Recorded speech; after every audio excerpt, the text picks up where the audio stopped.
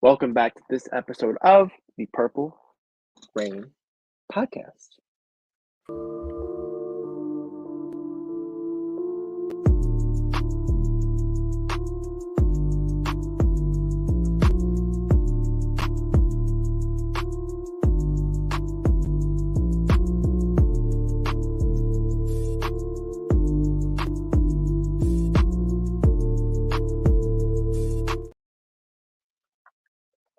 Yes, welcome back to episode 235 of the Purple Rain Podcast.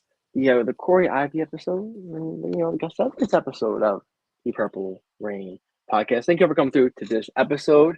Yes, you have some Ravens news kind of talk about, but most importantly, make sure you like the video and subscribe if you are new. As always, you can follow us on Instagram at the Purple Rain Podcast. You can follow this guy on Instagram, on Twitter at Sutton Death. Follow me on Instagram at simplyas10.prod and on Twitter at simplyas10. And most importantly, our sponsor, Manscaped. Go on there and get yourself something nice. I mean, it was warm out there today. I'm not gonna lie. I'm sweating. I'm in a long sleeve shirt. Oh I'm yeah. sweating. If you're sweating up here, you're most likely sweating down there. With that being said, keep it clean, keep it shaven, keep it nice. That's what the ball deodorant is for. And that probably will be your best friend in these coming months. So if you do want to go on there and get yourself something nice, code PRP, 20% off your whole order, and free shipping. It's been a while since we talked. Some stuff's went down, but Sutton, how are you doing? Doing well. I think I am mainly doing my best right now because, like you mentioned, the weather is breaking. It's actually getting hot outside. It's reaching 80 degrees, up here in Maryland. So I'm happy about that. It's kind of lifting my spirits a little bit. And we also got some new Ravens kind of footage today. Like our first Yeah. piece of the new season footage is here. We got that today. And I thought it was pretty cool. So we're gonna go ahead and we're gonna get into that. But of course, we got to bring up who's here in the live chat. We got Killer Cam says, "Hola, what's going on, Cam?" We got Mod Boz in the house says, "Yo, Rain Gang, hope everybody is good." Yes, sir, we are. How about you, brother? Dre Thank says, you. "What's up, Purple Rain Gang?" Void in the house as well. What's going on, y'all? Tanja is in the house says, "What's good, flock?" We were showing out at the castle today. I like it. I like it too. I Mm-hmm. like it too. Mm-hmm. Of course, we got Mod K Dog always holding it down forever and for always. Says, "Smash that damn like button or them kids ain't eating." Thank you very much. And if you are enjoying the No. content, please consider subscribing. Please, yes, absolutely. Uh, Shout out to Simply AS10 as well. You guys already know what it is. Howdy. Now listen, there was a video put out today, and I think Okay. the main focus of this video that was put out, this off-season program beginning, the voluntary one, might I add, I think the main focus for a lot of Ravens fans was the fact that a certain running back that was recently acquired by the Baltimore Ravens was featured in this video, and it's got people all hype, right? Got me a little hype, admittedly. And I Mm-hmm. think that hype is kind of warranted because every piece of news, every podcast clip, every workout clip that I see of Derrick Henry, so I'm obviously alluding to here, every clip that I see of him, it really does look like he's putting in his all to make an all-time, like, one of those just turn back the clock type moments in his career, like a lot of other Ravens have done in the past. I think that this is the perfect opportunity for a guy like Derrick Henry to do that. Granted, if we put the offensive line back together the way it needs to be put back together, that's another conversation on its own. But yeah, I took a lot of excitement from the video I saw today and seeing Derrick Henry work out so hard. I mean, you can tell, like, even at what I think he's 30. I think Derrick Henry's like 30 on the dot. Even at his age, Yeah. Yeah. he's still going after it. He still looks like an absolute unit. And like it's just going to be, it reminds me of like all the things that Todd Monken's going to be able to do in this offense with the addition of a Derrick Henry, and how he can kind of, I guess you can say, we can run the offense through Derrick Henry and less through Lamar Jackson, which is kind of the whole point here. We want to take less, Yeah. we want to take more miles off of Lamar Jackson's legs instead of putting them on. So, but I want to get your take. I want to get your reaction to the videos Yeah. that all came out today. What did you think about some of the Ravens training? Oh yeah, Lamar Jackson was there too. What did you think about the Ravens offseason program starting today? I thought Lamar looked a little slimmer as well. Kind of your Oh point about the yeah. offense running through Derrick Henry. maybe that means Lamar doesn't have to put on all that bone, all that muscle to absorbing the hits that he would take. He doesn't have to run as much. But Mm, him being there, number one, this is literally voluntary, and it's good seeing him there. It's crazy what a contract will do because this time last year, obviously no sign of him. Just the yeah, other guys that were there too, Zay Flowers, saw him there, Tyler Linderbaum, and I went through all the photos that the Ravens put on their website. Kind of, it's gonna go through a list of some of the guys I saw in the pictures: Owe Ojabo, Voorhees, Ben Cleveland, Linderbaum, Michael Pierce, Trenton Simpson, Tavius Robinson, um, a couple other guys. No Roquan, no Marlon, stuff like that. But there was a good amount of players that are gonna, have a pretty big impact on this team, both offense and defensively, that were there. It's a good sign to me. And it was, a really good sign seeing Lamar there. And hopefully, we have Bateman link up there next because, Bateman, it's his time to shine. It is his year. I know he's working out there in Arizona. I'm pretty sure. I think that's where he is working. Hopefully, we see him come up next. But it's good having Zay there. And then who knows what we do in the draft. But gets you a little excited, though. The fact that your star quarterback and star running back are at just a workout program in Baltimore. And they're here. And they're going to be working out together and they're going to get that chemistry going. So that's all good news. I mean, there's really no bad news from this. You can't compared to last year. That's kind of like where I'm at right now. yeah. And you brought up something very, very interesting. You said that Lamar Jackson is noticeably slimmer. And, that, of course, may just be a byproduct of it being, off season, like prime off season time. He's probably doing what he wants. The diet's a little different. He doesn't feel like he has to eat all those calories, all that protein to, you know, be able to absorb those hits week in and week out like he was able to do this past season, alluding to him not really getting hurt or suffering anything like that. But if it were to be the case that Lamar Jackson were to start this new league year, by the time the games start rolling around, slimmer, right, and noticeably faster, as a byproduct of that, that would be very interesting to see. I guess what I'm trying to say here, I'm kind of getting like flashbacks of like 2019 Lamar, like 2020 Lamar. That was like way more shifty, way more leave you in the dust if I really want to, like that kind of Lamar. And since we have a Derrick Henry who's going to be probably the primary workhorse on the ground, coupled with a Keaton Mitchell whenever he gets back from his I word, that's going to be a lot of pressure taken off of Lamar Jackson's legs. So why not? Why not, let him be a little bit lighter? He's not going to be running as much anyway. But when he does run, it is absolutely electric. Yeah. And not to say that Lamar Jackson's legs hasn't been electric, in the past couple of years, but there's been a noticeable drop off. And of course, he is getting older, but he has been putting on more weight and more muscle. We've been seeing that in this past few seasons of his career. So no, I think you bring up a very interesting thing about him being slimmer because if he starts the league year slimmer and they're kind of using him as like the I guess you could say the lightning to Derrick Henry's thunder, that would be a really cool combination to see.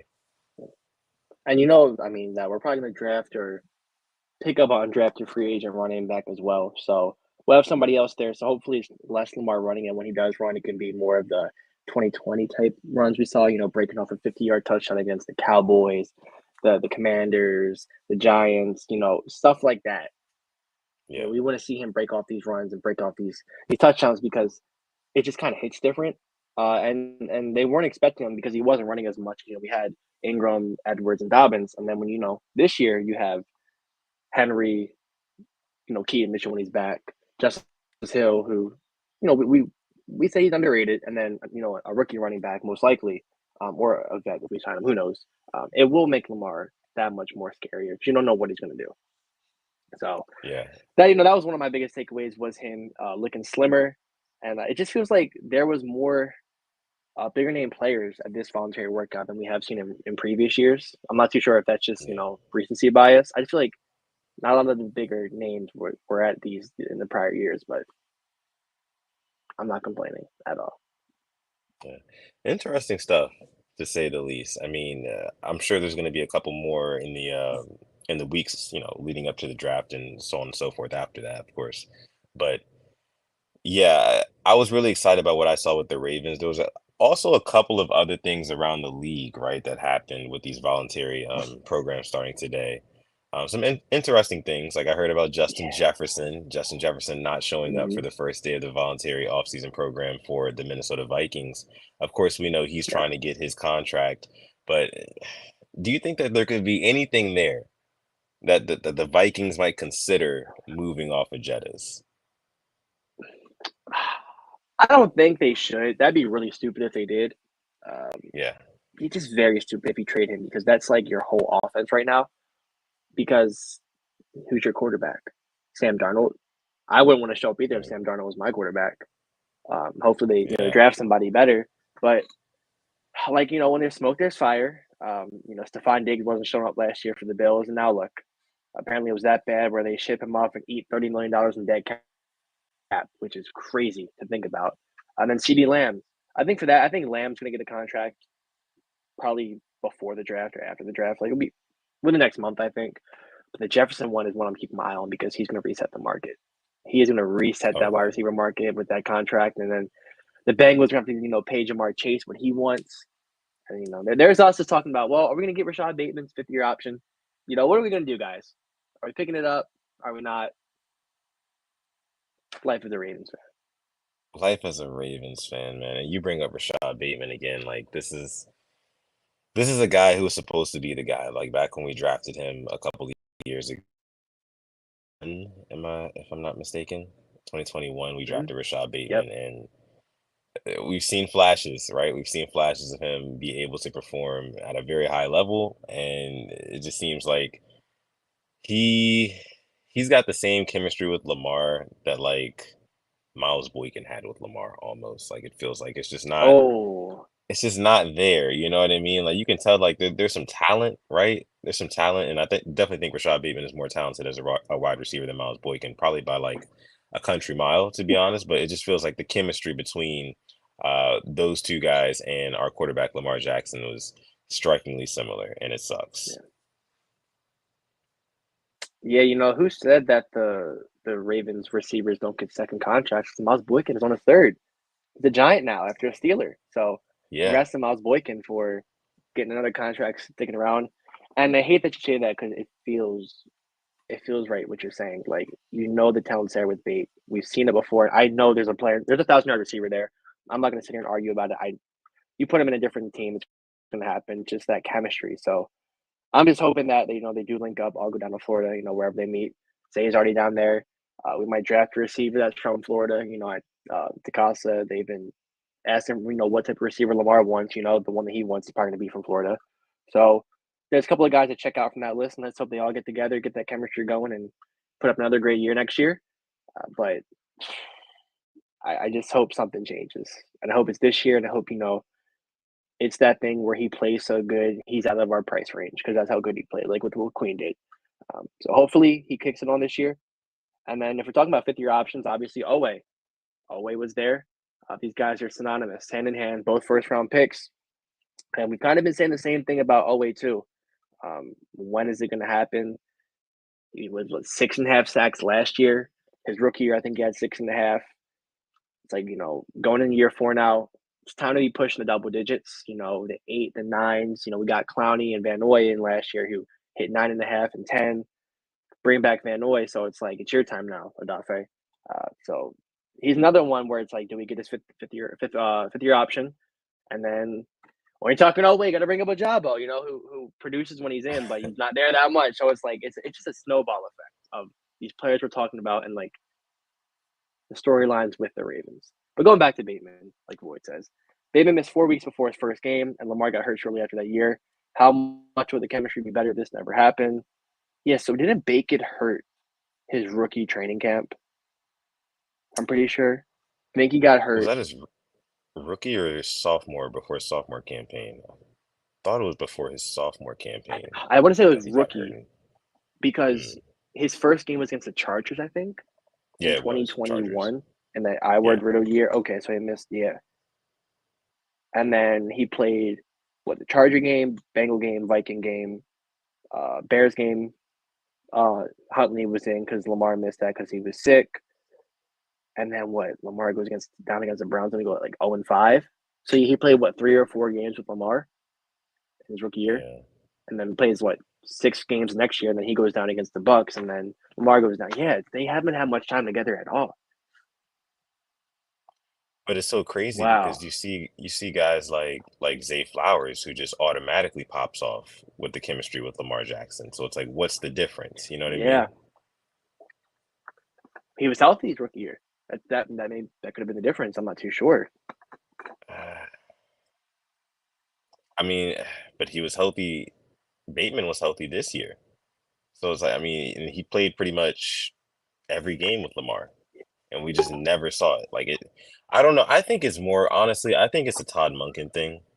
I think it's a Todd Monken thing. I think it's honestly him I having think you're right. an honest conversation with Lamar Jackson and saying, "Hey, look, like this is somebody who we invested, top tier draft capital in, and we need to make sure that we're getting at least some sort of return on this investment." I mean, just from a sheer business perspective, you should be looking to see what you can get out of a Rashad Bateman in this last year.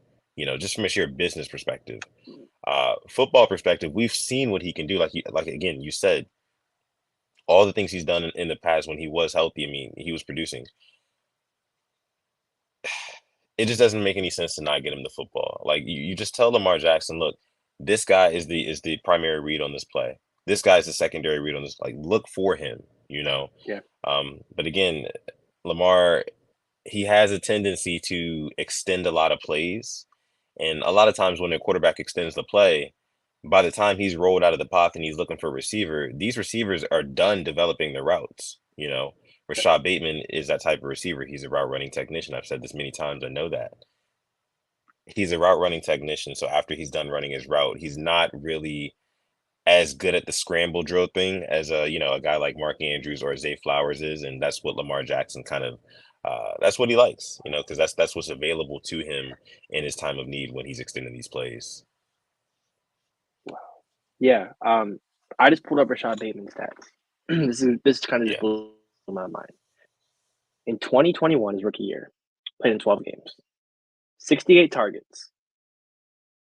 2023, 16 games he played in, 56 targets. That is very surprising to me. 12 less targets in 4 more games played. That is, and I think that kind of goes back to the whole Todd Monken thing too, because he was getting the targets in the Greg Roman system. They were feeding him the ball. And he was a first down machine. What, his first 10, 11 catches, first downs? And yes, I think this year too, there were some catches he made. One, I think, against the Chargers where it was a 50-50 ball, kind of thrown in the middle. He kind of just snagged it out of the air. And he had some good hands catches. Like, the talent is there. Like, I'm not going to sit here and act like he's not talented because he's not Rashad Perryman. He's a damn good, oh, talented first rounder. And Perryman did good yeah, things after the Ravens, and I'm not trying to slander him, but as a Raven, I mean, I've seen flash from him. I've seen that there's a good player there. It's just now up yeah, to them to get the chemistry and for the coach to use him correctly. Would that be him lined up on the left or the right? That's not my job. I am not the offensive coordinator. But like you said, if you're going to spend a 27th overall pick, high draft capital on a player, you want to get the best of your return on your investment. They haven't gotten that. yeah. He in his career right now has 93 catches for 1,167 yards and 4 touchdowns. 4 touchdowns Going on is year four. crazy. Going on Yeah. year four. Feels like we fumbled this one a little bit, It does. you know.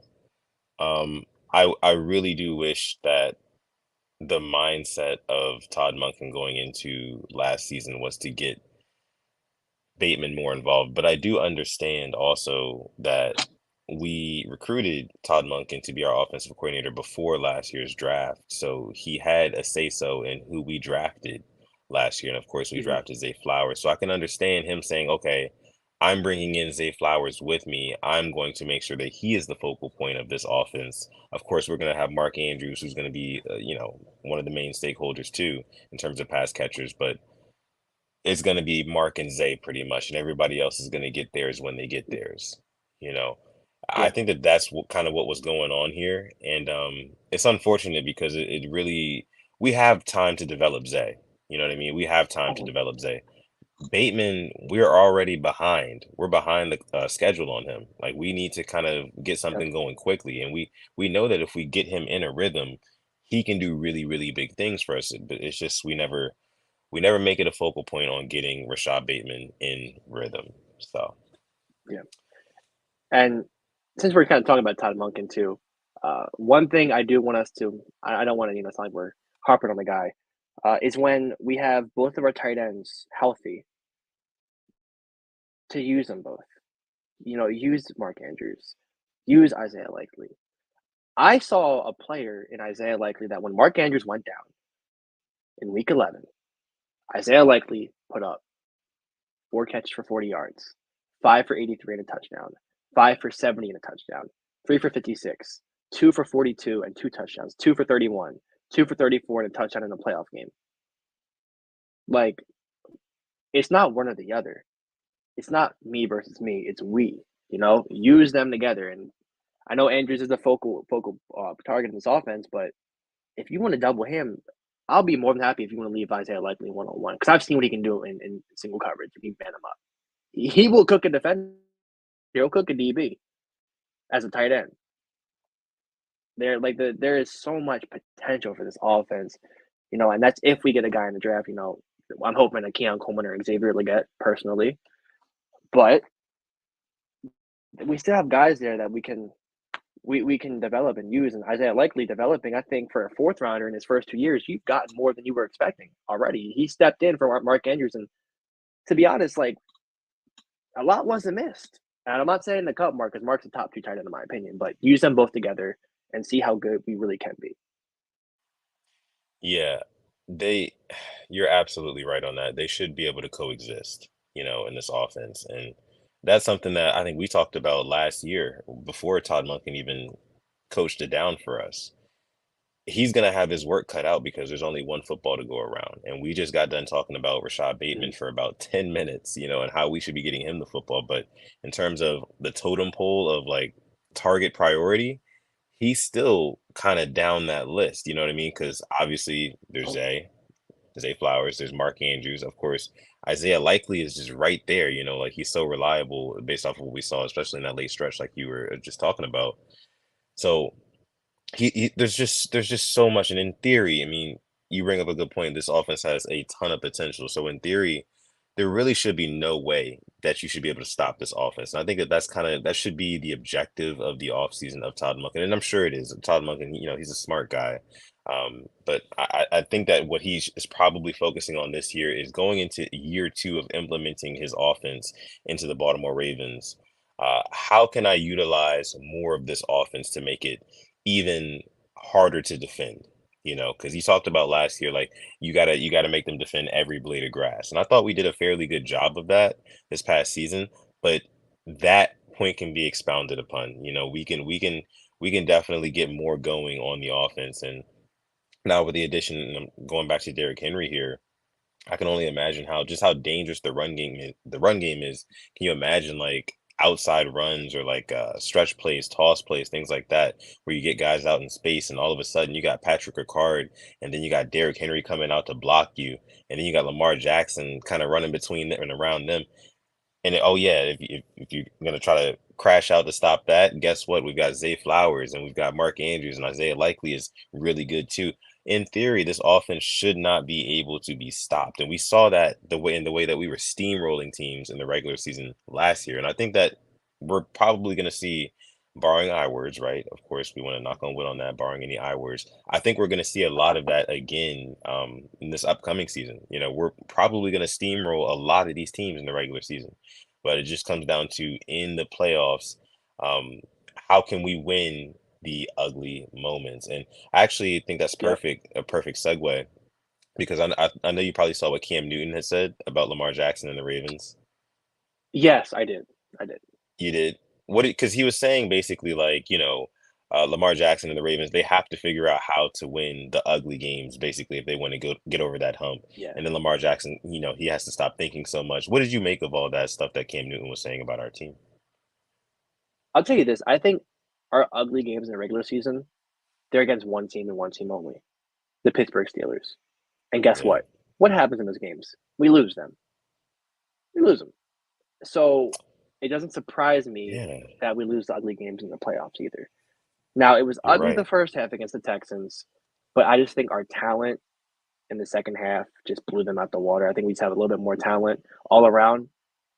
And now, that's a whole different game this year with the additions they made with healthy Tank Dell. But yeah, we do need to learn how to win the ugly games, and that's where Derrick Henry comes along.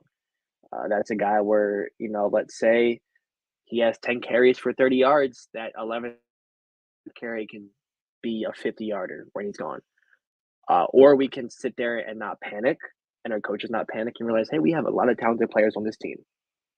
We can stop, just do stuff that was working for us all year and not, fumble or just forget what got us there, like we did against the Chiefs. So yeah, I 100% agree with Cam Newton there. Yeah, and just like we talked about too with Lamar, play your game. If running lane is there, don't feel like you have to throw it. Take what they're going to give you. And I felt like we weren't doing that against the Chiefs. We weren't taking what they were giving us. We were more of a intermediate route team, and we had one too many deep balls for my liking, and too many short passes for my liking. So it's just so many small things that eventually, just pile up like a big snowball, and it's a really big thing. And that's how we lose these games. And it's been like that every single playoff loss we've had for the past how many years. There we go. We should have won that game, and then it got ugly, and we lost it. Um, and even defensively, putting Marlon Humphrey's first game of the year on George Pickens gets beat on a touchdown. And unfortunately, we panic in those situations. And Yeah. I still need to see some sort of growth in order for this team to get over the hump. But as of right now, I mean, the goal for me next year is Super Bowl. We got the AFC Championship. Let's go one step further. That's the Super Bowl. One step further, baby. I like it. I like it. I think Yes. that's gonna be our general consensus here on this show. Next stop, Super Bowl. Super Bowl or bust, baby. Last year's AFC Championship game or bust. This year's Super Bowl. I like everything Yep. you just said there. Boz giving a friendly reminder, like the video and subscribe, or you'll end up like Oh, Justin Gaethje. Ooh, that's a tough wow. one. That's a tough one, I'll tell Boz. you That's a this. very tough one. What's up? I have respect for Gaethje for doing that with a broken nose and going damn near the distance. I couldn't imagine fighting without this guy right here. So respect to him. Yeah, yeah. Justin Gaethje, he's a warrior. I love everything about his fight style. I've seen all his fights in the UFC at least. And he's one of the most exciting fighters I've ever seen. Hardest hitting fighters as well. But there's something about Max Holloway. Max Holloway Yeah. has always been my top three favorite fighters of all time. He is one of the best, if not the best boxer in the UFC, in UFC history, damn near. When he gets into his flow state and his rhythm, there is no stopping him. And that's why he's able to, at the end of fights, kind of call you on and like point to the mat and be like, hey, look, let's stand right here in the center, let's trade. And I bet you I'll be the one who comes out on top. And literally every time he comes out on top. Uh, I picked him to beat Justin Gaethje. I thought it was a great fight. Um, Kind of like a masterclass by Max Holloway, which I was expecting. A lot of people weren't, but I thought it was a good fight. And then just to cap it off at the end like that, legendary, absolutely legendary. That knockout was crazy, One wasn't second. I lost my shit. I lost it. Oh my gosh. That was such a good night of fights. Oh wow, I'm sorry. We it? jumped the gun there. I'm sorry. We'll No, it's talk all about good. that. Uh, but I guess going on, Raven stuff as well. We did sign a new player in Deontay Hardy, a Yeah, Baltimore native, which I always love. And it's not for a receiver, in my opinion. I think we'll have a couple of plays, maybe one or two big plays, but it's more for that returner role. With the whole new kickoff rules, he's a proven, solid returner. We lost Devin Duvernay to the Jags, so he'll come in. I know he had I think, a kick return touchdown last year against the Dolphins in the final game of the year.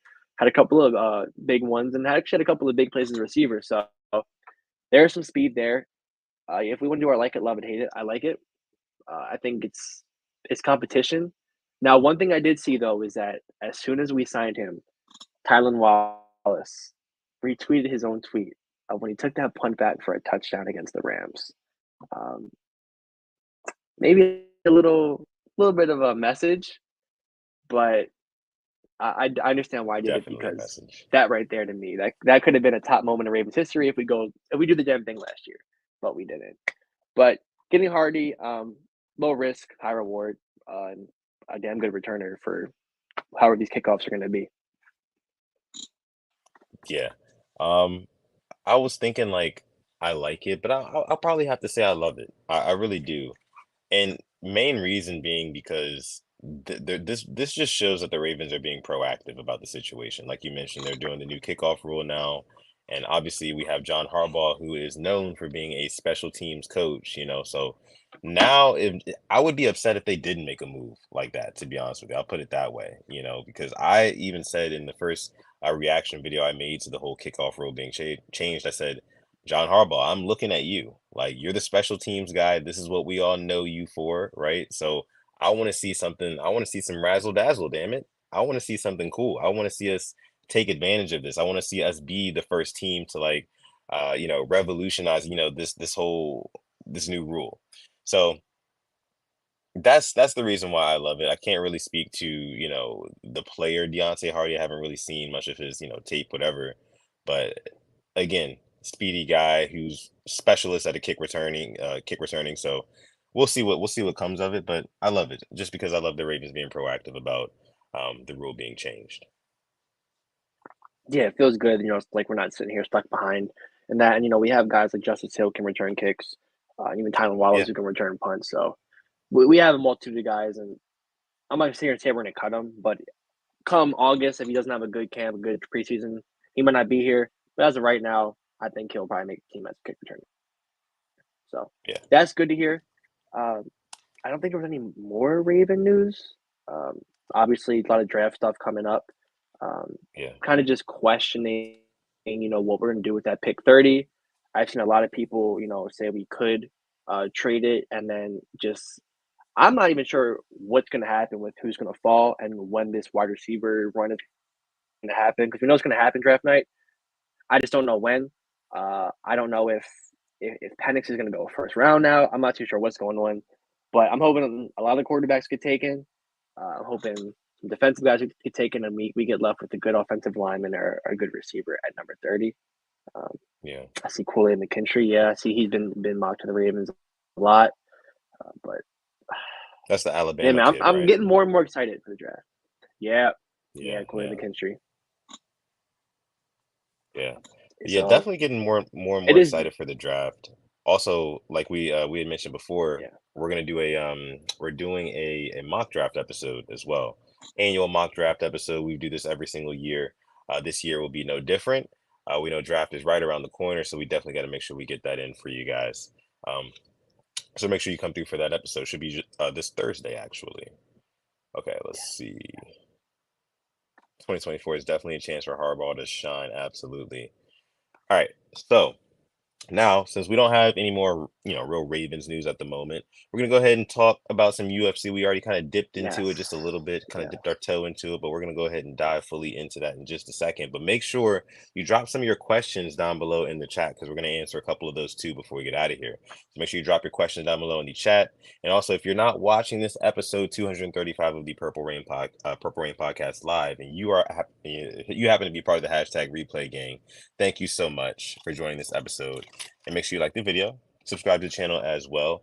And listen, guys, we apologize for the mic situations. We're getting that fixed up. My mic, I'm getting back to being on laptop soon here, so I'll sound a whole lot better. You won't have to hear me through these damn AirPods, which I hate so Yes, much. yeah. But yes, thank you for your grace. Okay, so more UFC talk, right? We already talked about Justin Gaethje, Max Holloway, which was probably the highlight of the night. Another fight that I'm not sure if you watched this one, but Yuri Prochazka versus Alexander Oh, of course I Rakic. did. Ooh, Of course I did.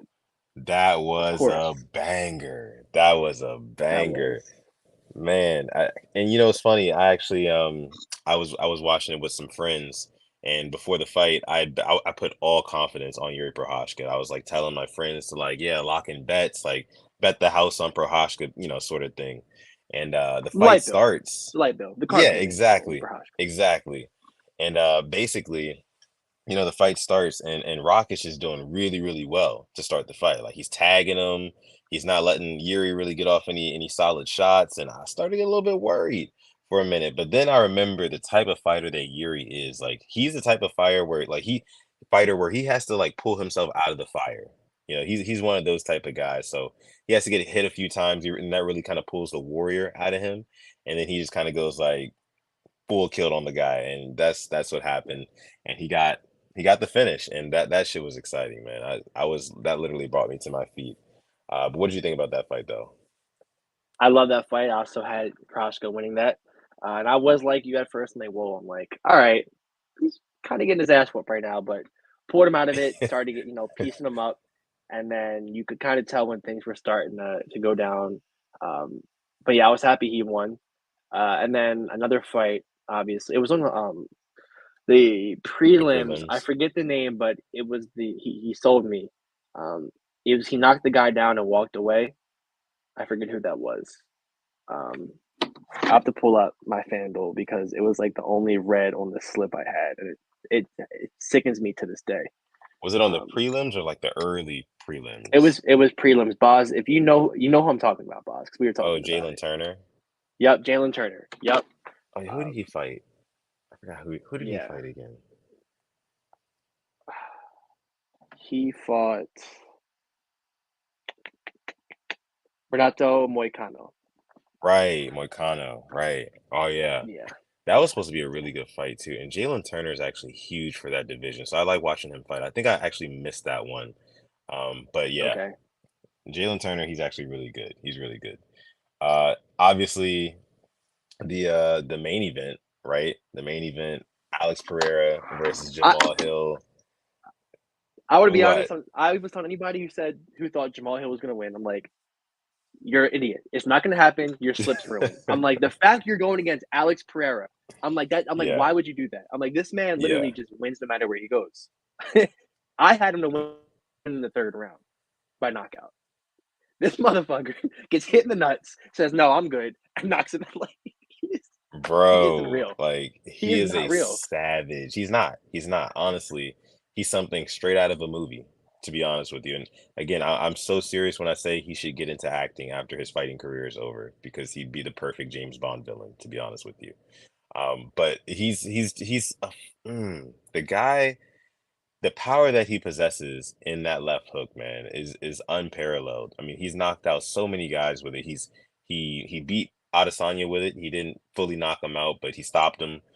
He knocked out Sean Strickland with it. He knocked out obviously Jamal Hill with it, a bunch of other guys as well. When this guy touches you with that left hand, it's jarring. It's jarring. The power that he has in that. It was reported that before the days leading up to the fight, he went to the UFC Performance Institute that they have in Las Vegas, and they have this like little punching machine. You know the little things that you go to at the arcade, you punch it, and it gives you a score on how hard you Yeah. punched it. They have one of those, like an Hmm. official one at the UFCPI, and the former record holder for that machine was Francis Ngannou, right? And he had like Mm, ever so many hundred points on the score or whatever. And they said that his punch, Francis Ngannou, that is, his punch was like the equivalent of getting hit by like a Ford Focus, something like that. It was crazy. But they said Alex Pereira beat that record. Alex Pereira beat the yeah. score. So it's just like, bro, this guy is dangerous. He went in, he won the belt at middleweight, won the belt at light heavyweight. At this point, I'm thinking he might as well fight John Jones because he's reaching that like Yeah. kind of like era of like kind of goat. I mean, UFC is not that old of a company to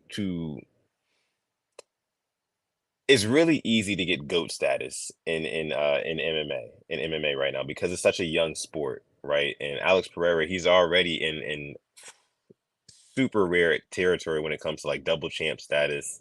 I mean, he Yeah. honestly could probably go up to heavyweight and challenge for the heavyweight belt. Don't think he would win, but now you got guys like Tom Aspinall, who's one of the best heavyweights in the world, looking at Alex Pereira sideways, like, "Hey, what are you doing over there, guy? Like, what do you know Yeah. what I mean? Like that sort of thing." So it's just crazy, man. Pereira is he's the real deal. I love him. He is. Moving on to another fight. It was Charles. Oliveira. Oh Mr. yeah, Oliveira against Arman Armin Sarikian. Sakarian. Yeah. Yeah, I'll be honest, for this one, I was undecided. I thought Oliveira may have edged him out with the submissions, but obviously did not. Lost that. But I'll tell you what, watching Charles is always fun. I always know whenever I'm it going to watch is. him, I'll be entertained. Yeah, And I thought he may have made him submit those 2 times, but didn't have enough time in the third round, which was unfortunate. I didn't like the whole tongue out. I was like, come on, like lock in.